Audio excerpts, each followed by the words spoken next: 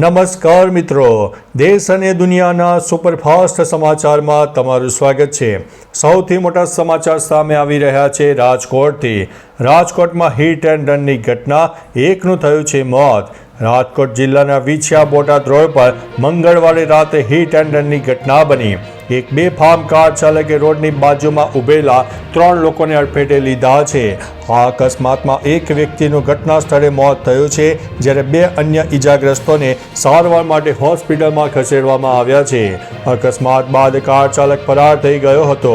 વિછિયા પોલીસે ગુનો દાખલ કરીને કાર ચાલકની શોધખોળ આદરી છે। મિત્રો, અન્ય મહત્વના સમાચારની વાત કરીએ તો સાપુતારામાં વરસાદ, પ્રવાસીઓ પરેશાન થઈ ગયા છે। ડાંગ જિલ્લામાં કમોસમી વરસાદ પડતા અનેક વિસ્તારોમાં રસ્તાઓ પર પાણી ભરાઈ ગયા છે। ગિરિમથક સાપુતારા વિસ્તારમાં ધોધમાર વરસાદ વરસતા દિવાળી વેકેશન માણવા આવેલા પ્રવાસીઓમાં ચિંતા ફેલાઈ છે।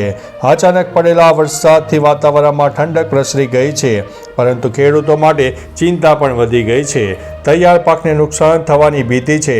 હવામાન વિભાગે આગાહી કરી છે કે આગામી દિવસોમાં પણ છૂટાછવાયા વરસાદી ઝાપટા થઈ શકે છે। મિત્રો, અન્ય મહત્વના સમાચારની વાત કરીએ તો 4 ધામોના કપાટ બંધની તારીખો જાહેર કરવામાં આવી છે। ઉત્તરાખંડના 4 પવિત્ર ધામોના કપાટ બંધ થવાની તારીખો જાહેર કરવામાં આવી છે। ગંગોત્રી ધામના કપાટ ગઈકાલે સવારે 11:36 બંધ થયા। કેદારનાથ ધામના દરવાજા 23 ઓક્ટોબરે બંધ થશે, જ્યારે યમુનોત્રી ધામના કપાટ પણ આજે બપોરે 12:30 બંધ થવાના હતા। બદ્રીનાથ ધામના દરવાજા 25 નવેમ્બરે બપોરે 2:56 બંધ થશે। શિયાળાની ઋતુ દરમિયાન આ ધામોના દેવતાઓને તેમના શિયાળાના નિવાસસ્થાને ખસેડવામાં આવશે। મિત્રો, અન્ય મહત્વના સમાચારની વાત કરીએ તો સુરતથી 1.70 લાખ મુસાફરો વતન પરત પહોંચ્યા છે। દિવાળી અને છઠ પૂજાને પગલે સુરત રેલવે સ્ટેશન પરથી આ વર્ષે લગભગ 1.70 લાખ મુસાફરો પોતાના વતન પરત ફર્યા। પશ્ચિમ રેલવે મુસાફરોની ભીડને ધ્યાનમાં રાખીને 75 જોડી સ્પેશિયલ ટ્રેનોની 2400 ટ્રીપ દોડાવી, જેમાં ઉત્તર પ્રદેશ અને બિહાર તરફ સૌથી વધુ ટ્રેનો ચલાવવામાં આવી। માત્ર રવિવારે જ 36,000થી વધુ મુસાફરો સુરતમાંથી ટ્રેન દ્વારા વતન પહોંચ્યા હતા। ઉધનાથી રોજિંદાના 3 અનરિઝર્વ ટ્રેનો પણ દોડાવવામાં આવી હતી। મિત્રો, અન્ય મહત્વના સમાચારની વાત કરીએ તો માંડ બચ્યા રાષ્ટ્રપતિ દ્રૌપદી મુર્મુ। રાષ્ટ્રપતિ દ્રૌપદી મુર્મુના કેરળ પ્રવાસ દરમિયાન પટનાથિટ્ટા ના પ્રથમ સ્ટેડિયમમાંથી એક મોટી દુર્ઘટના ટળી છે, જ્યાં તેમના હેલિકોપ્ટરે લેન્ડિંગ કર્યું। તે હેલિપોડનો એક ભાગ વજનના કારણે નીચે ધસી ગયો, જોકે કોઈ મોટી ઘટના બની નહોતી। પોલીસ અને ફાયર વિભાગના કર્મચારીઓએ હેલિકોપ્ટરને ધક્કો મારીને બહાર કાઢ્યું। રાષ્ટ્રપતિ સબરીમાલા મંદિરની મુલાકાતે પહોંચ્યા હતા। મિત્રો, અન્ય મહત્વના સમાચારની વાત કરીએ તો હવામાં શ્વાસ લેવો એટલે રોજની 11.1 સિગારેટ પીવા સમાન છે। દિવાળી બાદ દિલ્હીની હવા ફરીથી પ્રદૂષિત બની રહી છે।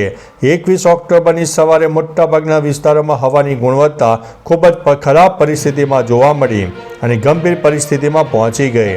બર્કલે અર્થના અહેવાલ મુજબ દિવાળી પછી દિલ્હીમાં હવામાં શ્વાસ લેવો એ જાણે કે રોજની 11.1 સિગારેટ પીવા સમાન છે।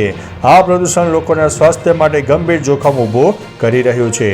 મિત્રો, અન્ય મહત્વના સમાચારની વાત કરીએ તો 3 હત્યા કેસના 2 આરોપી ઝડપાયા છે। રાજકોટના આંબેડકર નગર વિસ્તારમાં દિવાળીના દિવસે થયેલી જૂથ અથડામણ ટ્રિપલ મર્ડરમાં ફેરવાઈ ગઈ હતી। વાહન અથડાવવાની સામાન્ય બાબતે શરૂ થયેલી બબાલમાં 2 સગાભાઈ સુરેશભાઈ પરમાર અને વિજયભાઈ પરમારની હત્યા કરવામાં આવી, જ્યારે સામા પક્ષના અરુણ બારોટનું પણ મૃત્યુ થયું છે। ઘટનામાં અન્ય કેટલાક લોકો ઘાયલ થયા છે। પોલીસે બંને પક્ષોની ફરિયાદ નોંધી અને અત્યાર સુધીમાં 2 આરોપીઓની ધરપકડ કરવામાં આવી છે। મિત્રો, અન્ય મહત્વના સમાચારની વાત કરીએ તો રેતીના શિલ્પમાં જીવંત થયા અભિનેતા અસરાની। કલાકાર સુદર્શન પટનાયકે ઓડિશાના પુરી બીચ પર બોલિવૂડના દિગ્ગજ ગોવર્ધન અસરાનીને શ્રદ્ધાંજલિ અર્પણ કરી। તેમણે અસરાનીની યાદમાં એક રેતીનું શિલ્પ પણ બનાવ્યું, જેમાં અભિનેતાના ચહેરાના હાવભાવ અને તેમની ફિલ્મ શૈલીને ખૂબ જ કાળજીપૂર્વક કેદ કરવામાં આવી હતી। રેતીના શિલ્પમાં અસરાનીના સ્મિત અને હાસ્ય શૈલીને પણ જીવંત બનાવવામાં આવી, જેનાથી તે ચાહકો માટે ભાવાત્મક ક્ષણ બની ગઈ હતી। મિત્રો, અન્ય મહત્વના સમાચારની વાત કરીએ તો કર્મચારીને નોકરીમાંથી કાઢી મૂકવો કંપનીને મોંઘું પડ્યું. ખોટા ટર્મિનેશનના કેસમાં કર્ણાટક હાઈકોર્ટે કર્મચારી શ્રી રાવને મોટી રાહત આપી છે. 2008માં બરતરફ કરાયા બાદ રાવ કેસ જીતી ગયા છે, પણ કંપની દિવાલિયા થઈ ગઈ છે. કોર્ટે સ્પષ્ટપણે કહ્યું છે કે દિવાલિયાપણાથી કર્મચારીનો હક સમાપ્ત થતો નથી. કોર્ટે કંપનીને 13 લાખ રૂપિયા વ્યાજ સહિત તરફ ચૂકવવાનો આદેશ આપ્યો છે. રાવને ગેરવર્તણૂકના આરોપમાં નોકરીમાંથી કાઢી મૂકવામાં આવ્યો હતો. મિત્રો, અન્ય મહત્વના સમાચારની વાત કરીએ તો અમદાવાદ ઇસ્કોન મંદિરે ભક્તોનું ઘોડાપુર ઉમટી પડ્યું. અમદાવાદના ઇસ્કોન મંદિરમાં નવા વર્ષની શરૂઆત સાથે ગોવર્ધન પૂજાનું ભવ્ય આયોજન થયું. વહેલી સવારથી જ ભક્તોની ભારે ભીડ ઉમટી પડી. મંદિરમાં 108 કિલો ઘીથી ગોવર્ધન પર્વત બનાવવામાં આવ્યો અને ભગવાનને સૂકો મેવો તથા ફળો અર્પણ કરવામાં આવ્યા. પરંપરા મુજબ અન્નકૂટ મહોત્સવનું પણ આયોજન કરવામાં આવ્યું, જેમાં અનેક પ્રકારના ભોજન ભગવાનને અર્પણ કરવામાં આવ્યા. મંદિર પરિસરમાં જય શ્રી કૃષ્ણના નાદ સાથે ભક્તિપૂર્ણ માહોલ સર્જાયો હતો. મિત્રો, અન્ય મહત્વના સમાચારની વાત કરીએ તો દિવાળીના તહેવારોમાં દેશની ફટાકડાની રાજધાની ગણાતી શિવાકાશી એટલે કે તમિલનાડુએ આ વર્ષે વેપાર કર્યો છે. આ સિઝનમાં કુલ 7,000 કરોડનું ટર્નઓવર થયું છે, જે ગયા વર્ષની સરખામણીમાં 1,000 કરોડ વધુ છે. શિવાકાશીની હજારો ફેક્ટરીઓ દેશભરમાં વેચાતા લગભગ 90% ફટાકડા પૂરા પાડે છે. આ વર્ષે દિલ્હીમાં સુપ્રીમ કોર્ટની મંજૂરી બાદ વેચાણમાં વધારો થયો હતો, જેના કારણે વેપારમાં નોંધપાત્ર વૃદ્ધિ જોવા મળી છે. મિત્રો, અન્ય મહત્વના સમાચારની વાત કરીએ તો ઓપરેશન સિંદૂરના બહાદુરોને મળ્યું મોટું સન્માન. કેન્દ્રએ ઓપરેશન સિંદૂર સહિત વિવિધ અભિયાનોના સશસ્ત્ર દળોના વીર જવાનોને વીરતા પુરસ્કાર આપવા માટે નોટિફિકેશન બહાર પાડ્યું છે. રાષ્ટ્રપતિ દ્રૌપદી મુર્મુએ સશસ્ત્ર દળોને 127 વીરતા પુરસ્કારો મંજૂર કર્યા છે. આમાં 4 કીર્તિ ચક્ર, 15 વીર ચક્ર, 16 શૌર્ય ચક્ર અને 100થી વધુ સેના મેડલનો સમાવેશ થાય છે. તેમને ગોળીબાર વચ્ચે અસાધારણ બહાદુરી દર્શાવવા બદલ સન્માનિત કરવામાં આવ્યા છે. મિત્રો, અન્ય મહત્વના સમાચારની વાત કરીએ તો આ પાકિસ્તાની યુવતીએ તો આખું સોશિયલ મીડિયા ઘેલું કર્યું. સોશિયલ મીડિયા પર એક પાકિસ્તાની યુવતીનો ડાન્સનો વિડીયો વાયરલ થયો છે.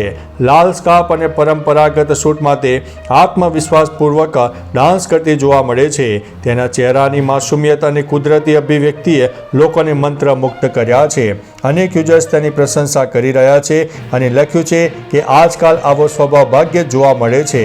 કેટલાકે તો પાકિસ્તાની સંસ્કૃતિની સુંદરતા અને આકર્ષણને પણ વખાણ્યું હતું. તો ચાલો મિત્રો, ફરીથી દેશ અને દુનિયાના સુપરફાસ્ટ સમાચાર લઈને મળતા રહીશું. ત્યાં સુધી અમને રજા આપશો.